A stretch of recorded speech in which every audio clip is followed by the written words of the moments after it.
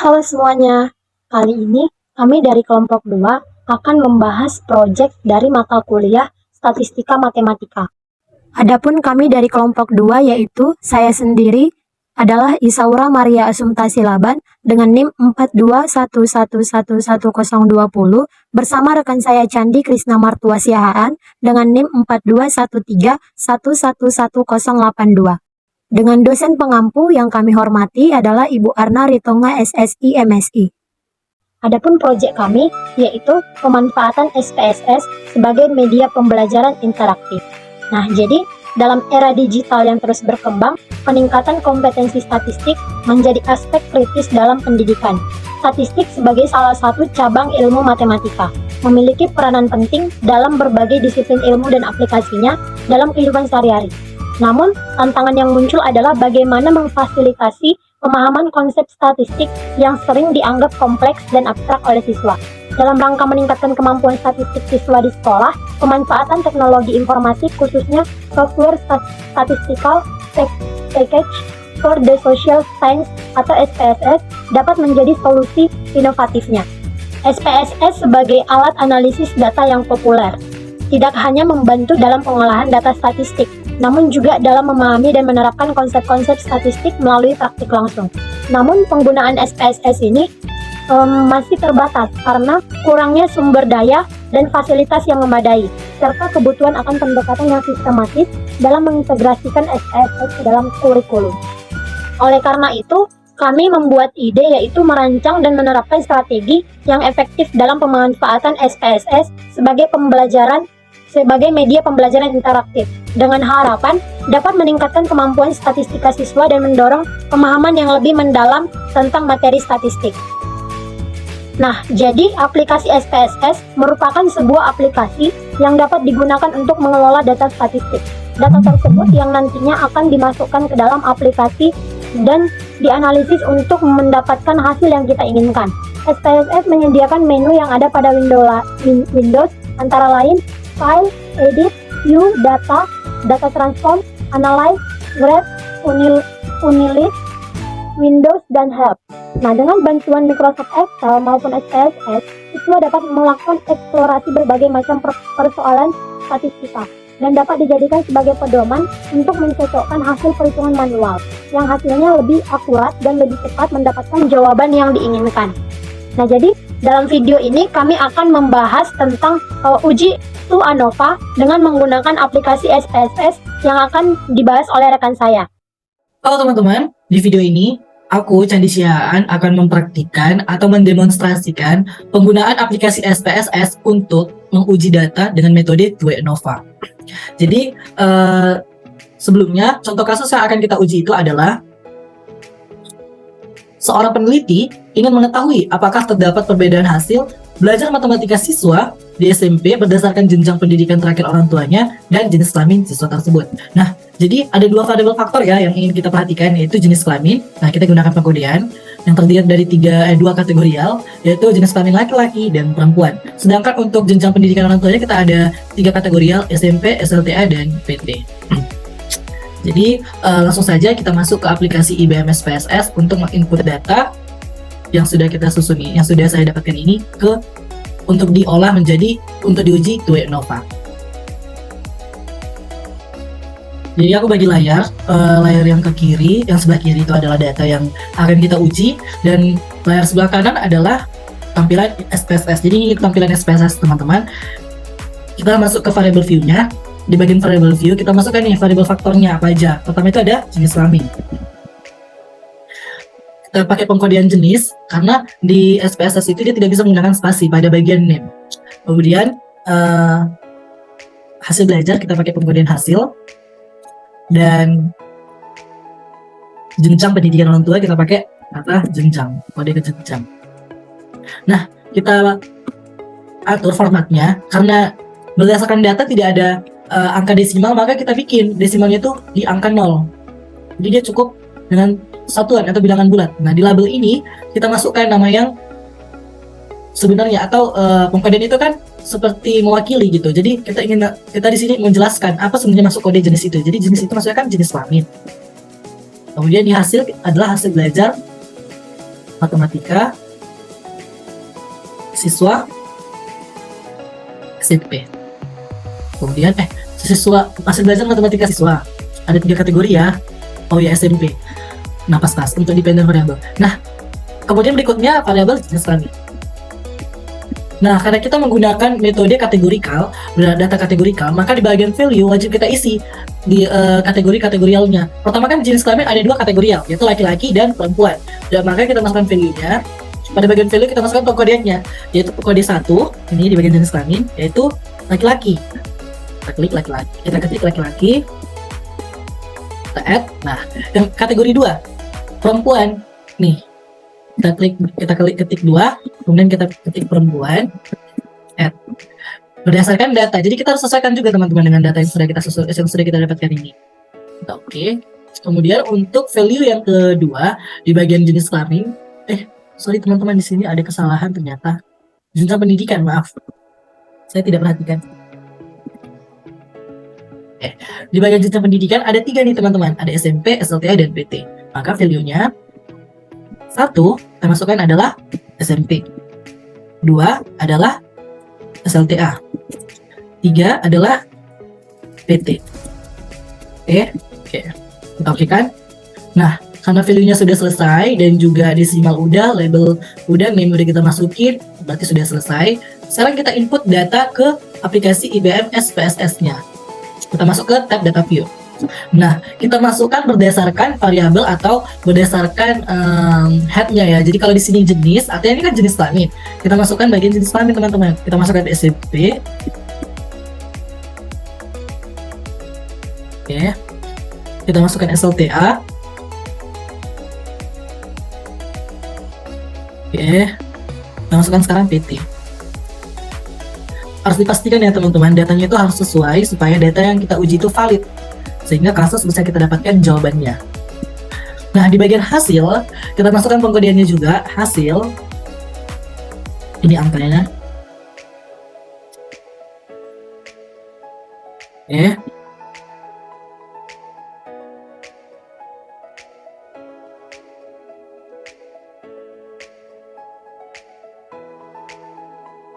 Sekarang yang hasil di PT, jenjang pendidikan yang PT.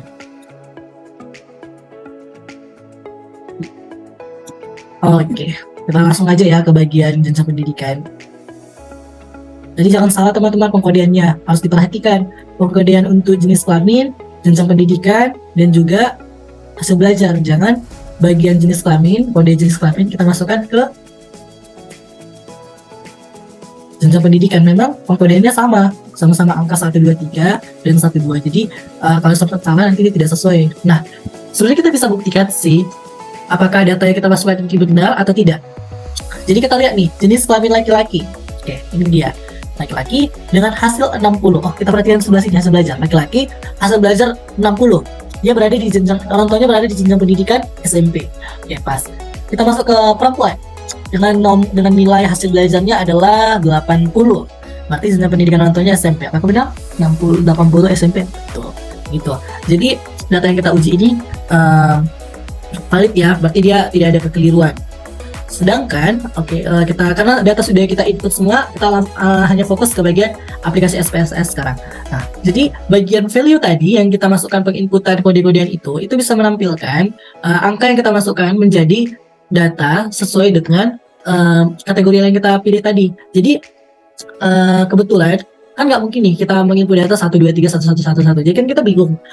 Apalagi kita kayak jenis kelaminnya laki-laki, perempuan. Sebenarnya 1 itu apa, 2, apalagi kalau datanya itu banyak banget sampai 1000 misalnya. Kan kita bingung juga kategorialnya. Jadi supaya kita tidak bingung, kita bisa menampilkan dengan nama langsung seperti ini atau yang kita kategorialkan. Jadi kalau teman-teman pengen nih, aku nggak mau lah di langsung dikasih tahu, aku mau kodenya aja biar keren atau biar tampilannya menarik. Boleh, teman-teman bisa klik di bagian ini ada yang angka, terus juga ada tanda panah, atau kita bisa sebut value labels. Kita klik aja. Nah, jadi angka kategorial tadi yang muncul, angka yang kita masukkan ke dalam value tadi. Terus kalau misalkan teman-teman malah ya aku udah lah mau yang tadi aja yang ada langsung kategorialnya, boleh langsung klik aja lagi. Nah, muncul. Jadi itu fungsi dari si value dari kategorial itu. Nah, karena kita sudah input data, sekarang kita proses datanya. Sebelumnya teman-teman, dalam menguji 2 ANOVA, kita nggak langsung sebenarnya mengujinya langsung ke 2 ANOVA. Kita harus perhatikan dulu, kita harus melakukan uji yang paling dasar, yaitu normalitas, yaitu uji nilai untuk mendapatkan nilai residual standar. Jadi kita harus dapetin variabel yang baru, yaitu variabel ZRE, yang mana menandakan bahwa data kita ini udah berdistribusi normal. Ingat loh, di bagian syarat dalam menguji 2 ANOVA, kita harus pastikan data kita itu udah berdistribusi normal. Caranya itu bagaimana? Kita pilih menu Analyze, kita klik pada bagian General Linear Model, kemudian kita klik Univariate. Nah, data berdasarkan variabel ini kita masukkan ke tempatnya atau ke kotaknya, yaitu di hasil belajar matematika di dependent variable. Kemudian jenis kelamin dan jenjang pendidikan yang berupa variabel faktor kita masukkan ke fixed factor. Karena kita mau menguji normalitasnya, kita ingin tahu data kita ini sudah berdistribusi normal atau tidak, maka kita harus cek dengan cara mengklik Save. Pada bagian residual, kita pilih Standard Size, kemudian Continue, kemudian kita okekan. Untuk hasil yang muncul bisa kita abaikan dulu, saya akan bacakan di bagian akhir nanti outputnya. Nah, teman-teman bisa lihat nih ada variabel baru, ZRE underscore ada 1 gitu lah. Jadi ini adalah menandakan bahwa data kita ini sudah berdistribusi normal. Maka apa yang harus kita lakukan? Kita sekarang uji homogenitas. Kita uji homogenitas, baru kita uji 2 ANOVA sekaligus. Caranya bagaimana? Kita klik lagi Analyze, kita klik lagi General Linear Model, kita klik Univariate, kita pilih bagian Option, kita checklist bagian Descriptive Statistic dan juga Homogeneity Test, dan kita pastikan significance levelnya itu udah 0,05. Kita pilih Continue. Ya, jadi kita tadi udah klik di bagian option, udah kita checklist juga, udah kita pastikan 0,05, kita continue, maka langsung kita okekan saja teman-teman. Nah, sudah muncul berbagai tabel yang merupakan output dari hasil uji 2 ANOVA kita menggunakan aplikasi IBM SPSS. Aku akan baca outputnya, tapi kita mulai dulu dari, kita hanya perhatikan tabel yang berkaitan tentang uji 2 ANOVA. Output yang pertama itu adalah between subject factor. Di between subject factor ini, kita itu ingin menampilkan bahwa jenjang pendidikan terakhir orang tua itu ada 3 level dan jenis kelamin itu ada 2 kategorial.